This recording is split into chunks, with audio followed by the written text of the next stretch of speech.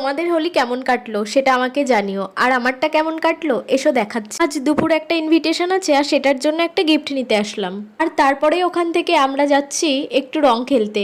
এই মাঠটাতে এখন একে একে সবাই আসবে। এখানে এখন লাউড স্পিকার কিছু বক্স বাজছে, আর একটা জলের ব্যবস্থা করা আছে, ওই যে মাচা মতন দেখতে পাচ্ছেন ওটাই।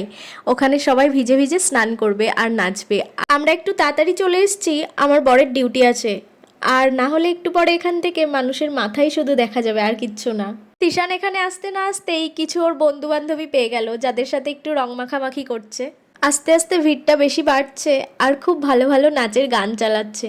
আমরা এখন এখান থেকে চলে যাচ্ছি, আর বাড়ি এসে স্নান করে রেডি হয়ে চলে আসলাম। আমাদের এটা দূরে কোথাও ছিল না, আমরা যেখানে থাকি তাদেরই মেয়ের একটা ম্যাচিওর সেরিমনি ছিল।